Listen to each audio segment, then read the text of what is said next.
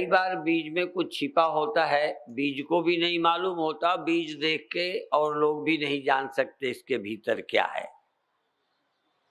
तो जैसा कहा कि छोटे में मैं यमुना नदी में खड़े खड़े जाप करता था, तब कुछ मुझे बहुत ज्ञान था, समझ थी, ये बात नहीं है। जैसे तुम्हारे बच्चे पूजा करते देखते हैं तो वो भी आरती घुमाते हैं, वो भी पैर छू लेते हैं, वो भी मंदिर चले जाते हैं, ऐसे ही मैं कमअकल था। मुझे आता कुछ नहीं था, पर सुना था कि भजन करना चाहिए, तब करना चाहिए, तो करने लगे थे। और मेरे समझ में कुछ अवतारी पुरुषों को छोड़कर बाकी सब मेरी ही तरह हैं। तो लगा रहा, धीरे धीरे कुछ आगे बढ़ते गए। फिर गुरु महाराज के विषय में सुना कि उनके दर्शन करने से आदमी तर जाता है। तो तरने के चक्कर में फिर गुरुदेव के पास चले गए। और तरना क्यों जरूरत पड़ी, ये भी भोंदूपन के कारण बचपन में सब चीजें बच्चा स्वीकार करता है। अभी आप भी देखो, जब आपको पढ़ाया गया होगा कोई का खा गा, तो आप जानते थे जब का को का माना था? बोलो, जानते थे ये का होता है, ये खा होता है, ये गा होता है? नहीं जानते। जो कहा मान गए। बचपन एक बहुत अच्छाई से भी भरा होता है, उसका नाम है जो बड़े कहते हैं, घर वाले कहते हैं, जो जिनको विश्वास करता है, अपना समझता है, वो कहते हैं, उनकी मान लेता है। जाति हमने कहने से मानी, धर्म हमने कहने से माना, भगवान पूजा हमने कहने से मानी। तो कोई मैं और तुम कोई फर्क वाले नहीं हैं।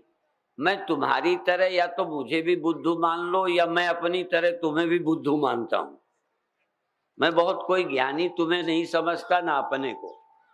पर जब तरने का विषय आया तो तरने की बात क्यों, हमने अपनी आंखों सामने देखा जानवरों को मारते, सुअर को मारते, मछली को मारते, जानवरों को मारते, दूध दूते समय डंडे से पीटते, हल पर चलाते, इक्के के घोड़े पर बैठते। इतना लगने लगा था कि इनको तकलीफ हो रही है। और घर वालों से, गांव से सुना था कि कर्मों का फल भोगना पड़ता है।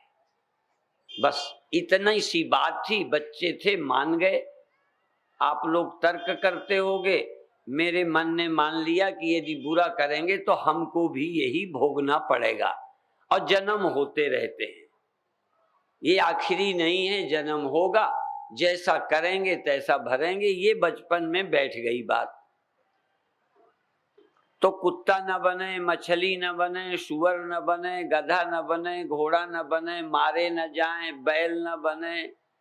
बैल को लाद दिया, चढ़ाई है, जीभ निकालता है, फिर भी मारते हैं, उसे ले जाते हैं। ये हमने आंखों से देखा था। जो आंखों देखा वो बता दें, और जो सुनने से माना वो बता दिया। तो लगे थे पहले कि हम बुरा काम ना करें, तो भजन करने लगे। फिर लगा भजन करेंगे, अगला जन्म होगा, अच्छे बन जाएंगे, फिर और अच्छे कर्म करेंगे, अच्छे बन जाएंगे।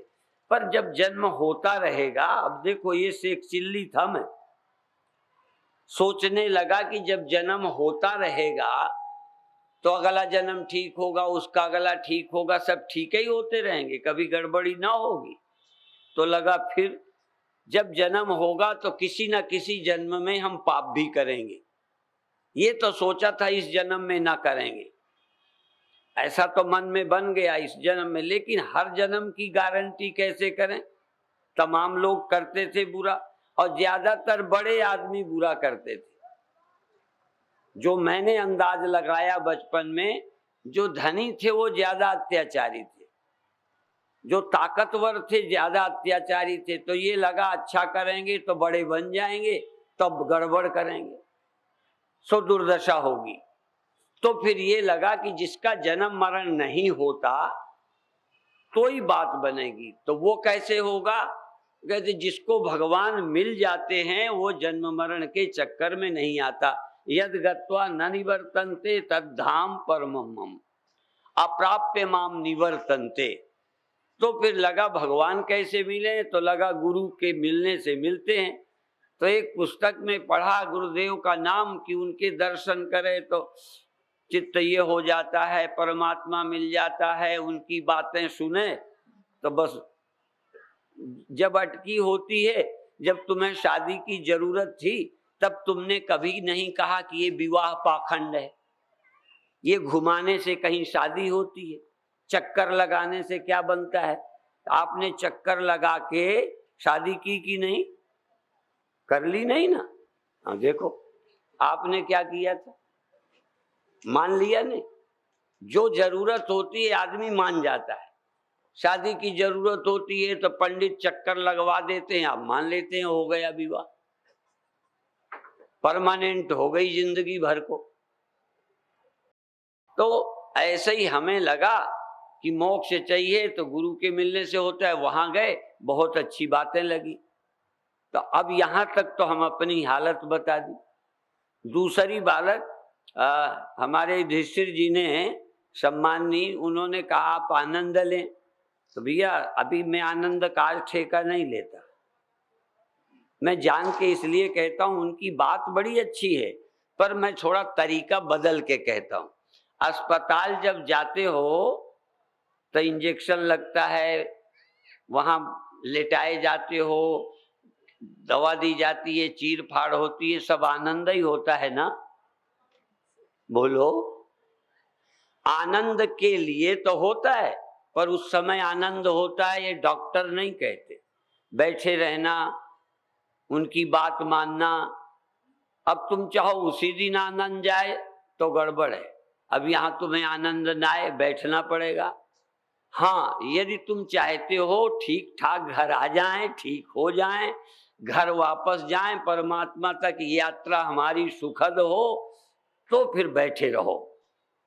बाकी आज अच्छा लगे ये मैं नहीं कहता, कुछ बुरा बुरा भी कहूंगा, हाँ, सब अच्छा अच्छा नहीं कहूंगा। हाँ, शुरू शुरू में लोगों को अच्छा कह के पटाना पड़ता है। यदि डॉक्टर बुरा बोल दे ना तो कई बीमार कहेंगे मर चाहे जाए पे उस डॉक्टर के यहाँ नहीं जाएंगे। इसलिए थोड़ा हमको भी ख्याल तो रखना पड़ेगा।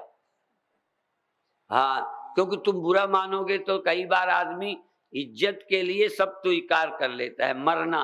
कई बार नाक के लिए घर में तलाक हो जाते हैं। अब देखो तलाक अच्छा नहीं है, पर कभी कभी मान अपमान हमको तलाक तक ले जाता है। इसलिए हम तुम्हारा अपमान नहीं करेंगे, पर हमारी हर बात तुम्हें अभी अच्छी लगे जरूरी नहीं। अब डॉक्टर कई परहेज बताते हैं, फिर भी रोगी नहीं करता परहेज, ये भी जरूरी है। तो इलाज के समय कई कठिनाइयां आती हैं, पर अपना यदि इलाज चाहते हो तो सब स्वीकार करते हो। तो यदि आप मुक्त होना चाहते हैं तो कुछ कहूंगा मानना पड़ेगा, और नहीं मुक्त होना तो और जन्म होते रहेंगे। कभी न कभी जब दुखी हो जाना, देख लेना दुर्दशा औरों की, कुछ अपनी, तो फिर मन जब करे तब इस रास्ते आना। कोई ये थोड़ी कि इसी जन्म में हम, दूसरे जन्मों में हम नहीं मिलेंगे। कोई ना कोई गुरु हर जन्म में मिलता है। पहले लोगों को भी गुरु मिलते रहे हैं, जब हम नहीं थे तब गुरु नहीं मिले होंगे, सब मिलते रहते हैं। युगों युगों से दुनिया चली आई है, संत मिलते आए हैं, तारते आए हैं, लोग तरते आए हैं, और सब कभी नहीं तरे, नहीं तो अब होते ही नहीं हम तुम। कोई ने सबको तार नहीं पाया। बहुत लोग गुरुओं की नहीं मानते, ग्रंथों को नहीं ठीक से मानते तो उतरते हैं। मेरे गुरुदेव कहते थे जब कोई बीच में उठने लग जाए और संतों को डरे शर्माए घरों से ना निकले, क्योंकि तो वो गुरुदेव कहते थे बड़े घरन की स्त्रियां आते में शर्माए, ते ही कारण कुतियां भई घर घर डंडा खाएं। बड़े घरन की स्त्रियां संतन से शर्माए, पिक्चर में ना शर्माए। हाँ, वो तो देखें तो संतन से शर्माए, ते ही कारण कुतियां भई घर घर डंडा खाएं। तो देखो, हम उसकी बात को याद करके कहते हैं कि सब आ जावें, तो फिर कुत्ता कौन बनेगा, गधा कौन बनेगा, शुअर कौन बनेगा? वो भी तो कुछ चाहिए दुनिया में। तो वो कौन बनेंगे? वही बनेंगे जिनको यहाँ नहीं आने का मौका मिलता। कथा अच्छी नहीं लगती तो ये ध्यान रखो। और वो भी आपने सुना है कि पाप जब ज्यादा होता है तो कथा अच्छी नहीं लगती, लगता है उठो उठो। अब मन लगने लग जाए, पहली प्रथम भक्ति संतन कर संगा, दूसर रति मम कथा प्रसंगा। पहले तो संत अच्छे लगे, दूसरी भी संत जो सुनावे उनकी कथा अच्छी लगे, और फिर गुरुओं की सेवा, गुरुपद पंकज सेवा, तीसर भक्ति अमान, निर्माण होके नीवा होके संतों की सेवा करे। फिर बाकी अभी लंबी कथा आज नहीं करते, 3 बातें बता देंगे सार, बीज रूप में आज सब कह देंगे, वृक्ष फल फूल कल, ठीक, बड़ी जल्दी आ जाएंगे। समझ में आ जाए ये गारंटी नहीं, पर मूल बात कह देना चाहते हैं। हमने बहुत अध्यात्म संतों के ग्रंथ पढ़े, एक का नाम है देहाध्यास, मैं देह हूं यह अध्यास, इसका नाम है देहाध्यास। मैं देह हूं ऐसा लगना, ये देहाध्यास है।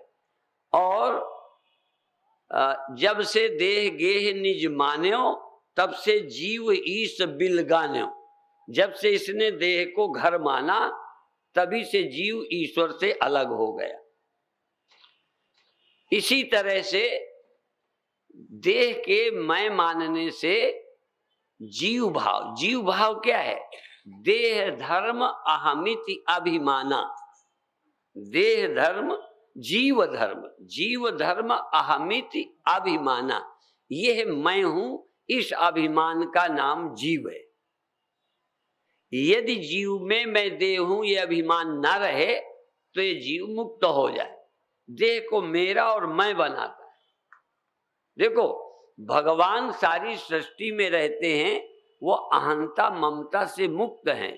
हम अहंता, मैं और मोर तोर तय माया, जेहि बस कीने जीव निकाया। डरना मत, जैसी हमारी लक्षण है पहले ये समझें, फिर इससे बचे कैसे, बस इतनी सी बात है। बचने के रास्ते हैं, जैसा हमें अनुभव होता है पहले हम उसे स्वीकारें कि हाँ हमको ऐसा लगता है, और जैसा हमें लगता है हमारे गुरुओं को, ऋषियों को पता था, इसलिए उन्होंने बताया कि ऐसा जिसको लगता है वो जीव कहलाते हैं।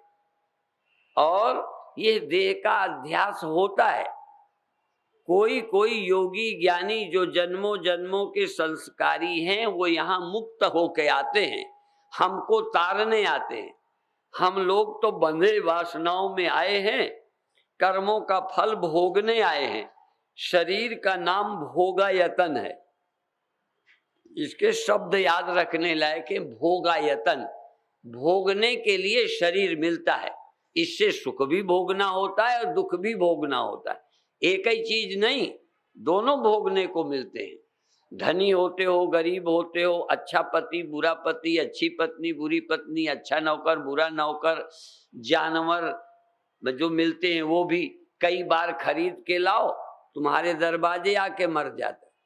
यदि खरीदने के पहले मरता तो वो रोता, खरीदने के 2 दिन बाद मरा तुम रो। शादी के पहले लड़की मर जाती, तुम्हारी शादी नहीं होती तुम्हारी, तो उसके मरने का तुम्हें कुछ नहीं था। शादी होके मरी तो तुम भी रोगे। या पति, शादी होने के पहले वो लड़का मर जाता तो तुम कोई बुरा न मानते, क्योंकि तुम्हारा कुछ नहीं था। शादी होने के बाद यदि मरे तो तुम विधवा हो जाओगे, दुखी हो जाओगे, समस्या हो गई। तो जब प्रारब्ध खोटा होता है तो वैसे ही संयोग मिल जाता है। जैसे जैसे कर्म का फल भोगना होता है वैसी वैसी परिस्थिति आती है। जैसी हो भवितव्यता तैसी मिले सहाय, आप न जावे तहां पर ताही तहां ले जाए। वैसा ही संयोग बन जाएगा। अच्छी जगह होते होते शादी ना होगी, जहां नहीं होना चाहिए हो जाएगी। तुम देखोगे 100 जगह जाओगे, वहां जहां तुम्हारा लाभ हानि जैसा ग्रह योग होगा वहां चले जाओगे।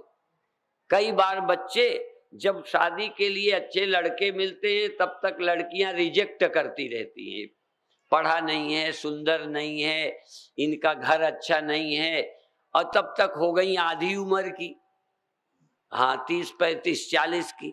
अब लड़का नहीं मिले, अब बुढ़िया को कहां से लड़का मिल जाएगा। तो जब लायक थी तब अपनी चुनाव में लगे रहे। तो कोई ना कोई, उनकी गलती नहीं है बच्चियों की भी, कोई उनके ग्रह ऐसे ही थे, नहीं मिलना था तो वैसे ही अकल हो जाती है। तभी तो कहता हूं जैसी हो भवितव्यता तैसे ही मिले सहाय। जब राम को वनवास होना था तो सरस्वती ने मंथरा की बुद्धि फेर दी, मंथरा ने कैकेयी की। अब जो नौकरानी होती है वो मालकिन का दिमाग बदल देवे।